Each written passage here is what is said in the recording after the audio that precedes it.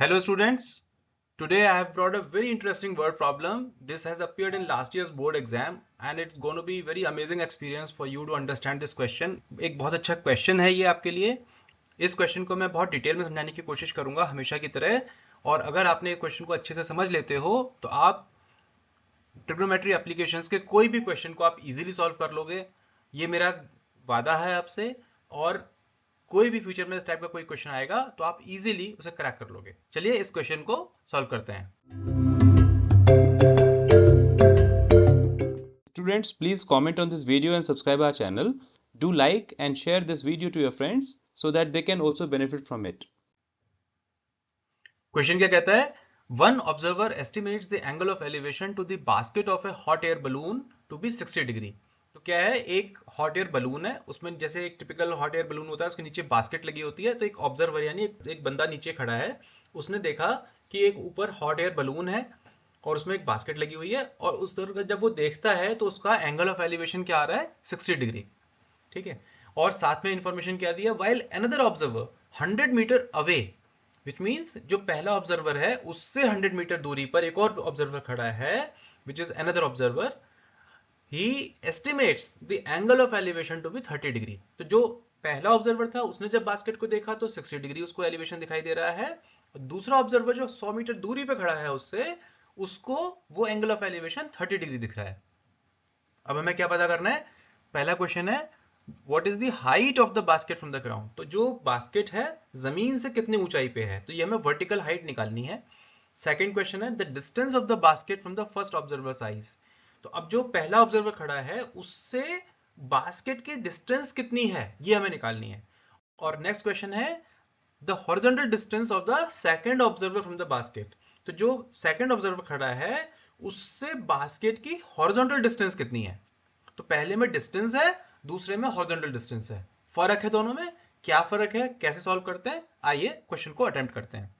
आप चाहें तो इस वीडियो को यहाँ पे पॉज कर दें, पेपर पेन लेके इस क्वेश्चन को यहाँ पे सॉल्व करिए अपने नोटबुक में, और उसके बाद इस वीडियो को कंटिन्यू करना और फिर मेरे सॉल्यूशन से मैच करना। आपका आंसर सही आया तो मुझे कमेंट में जरूर बताना कि आपका आंसर फर्स्ट अटेम्प्ट में सही आ गया था, और अगर कहीं कोई मिस्टेक होती है तो मुझे कमेंट में लिख के बता देना, चाहे वो तुम्हारी मिस्टेक हो चाहे वो मेरी मिस्टेक हो।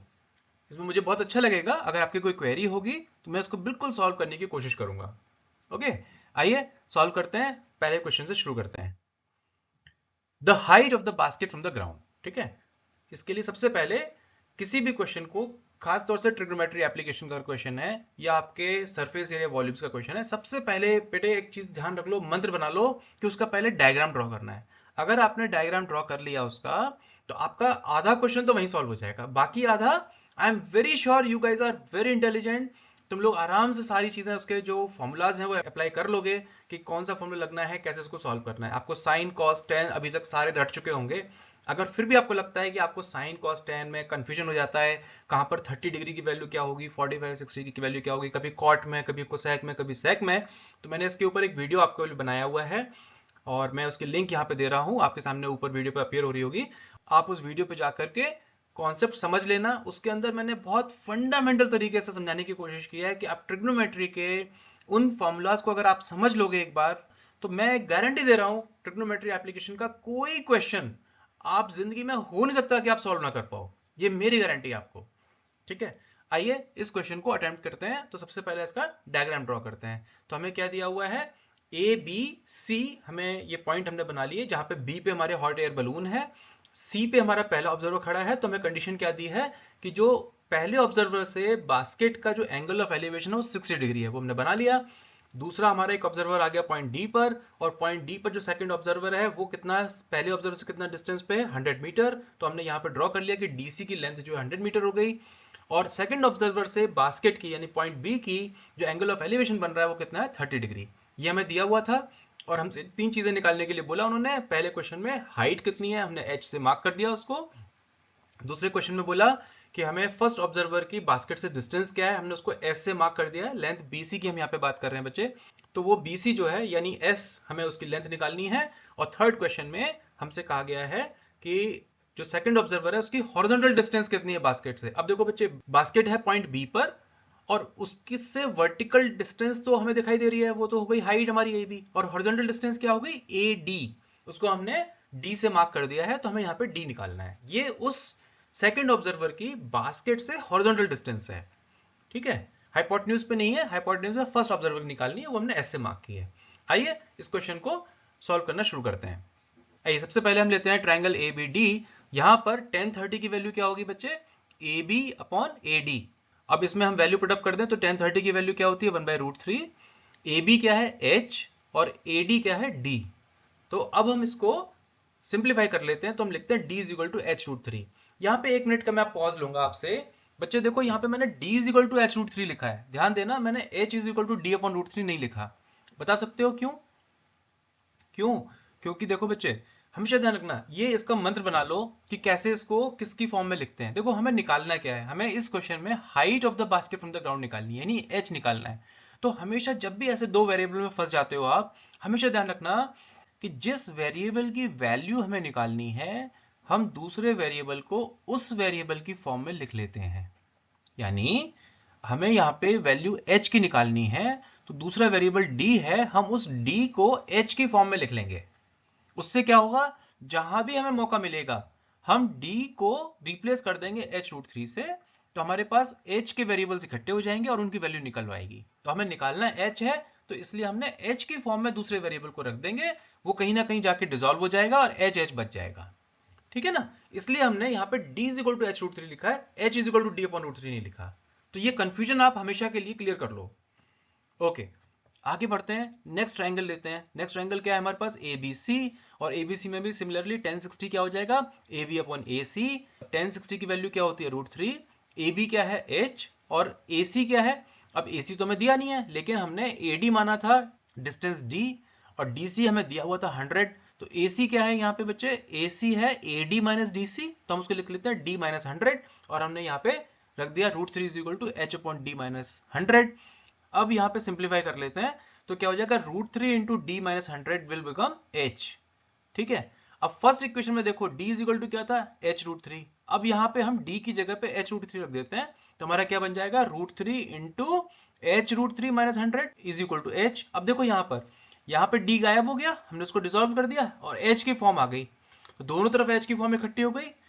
यही हमें चूंकि h निकालना था, इसलिए हमने d को h की फॉर्म में लिख लिया था।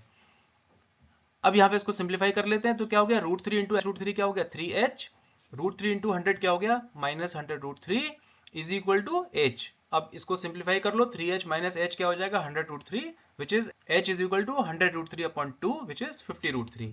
इसका क्या मतलब हो गया कि height of the basket which is represented by h in our diagram is 50√3 metre, क्योंकि हमें सारी लेंथ मीटर में दी हुई है, 100 मीटर हमें दिया हुआ है, तो इसकी यूनिट क्या होगी 50√3।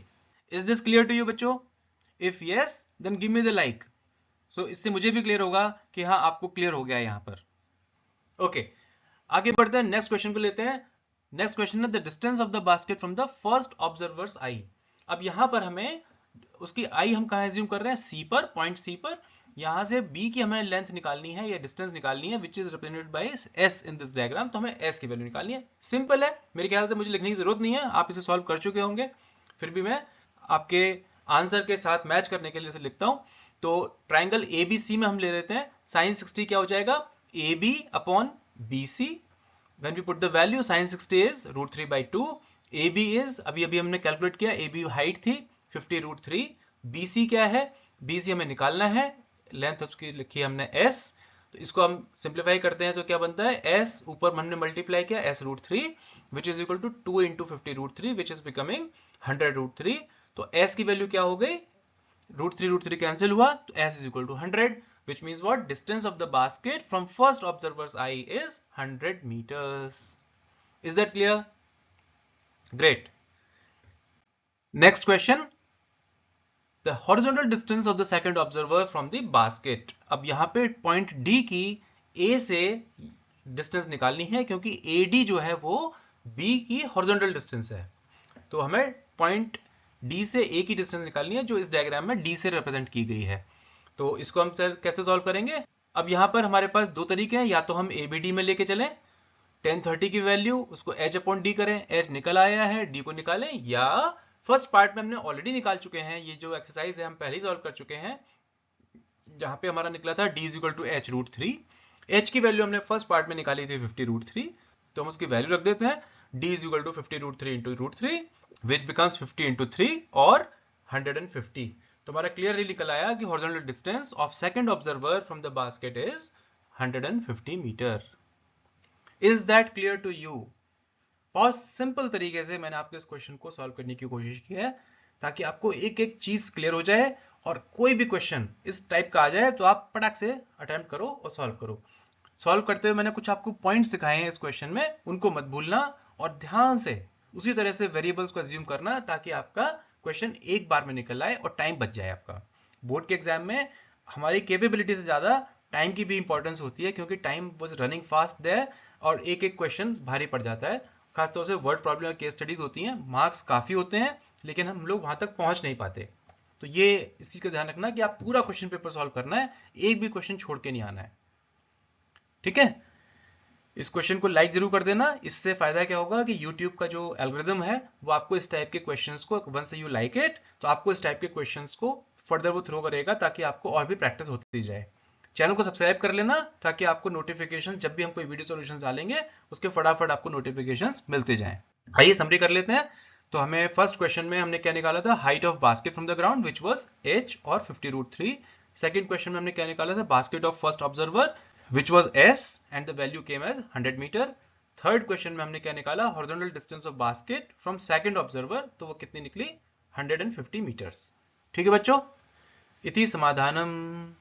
क्या बोर्ड के एग्जाम में फुल मार्क्स चाहते हैं इस क्वेश्चन में? अगर हाँ, आप हमारे वेबसाइट saplingacademy.in पे विजिट करना और स्टेप बाय स्टेप सोल्यूशन जरूर देख लेना इस क्वेश्चन का। उसकी लिंक मैंने डिस्क्रिप्शन में दे दी है, आप उससे एक बार पढ़ के अपने हाथ से लिख के जरूर देख लेना ताकि आपको प्रैक्टिस हो जाए कि किस टाइप से लिखा जाता है।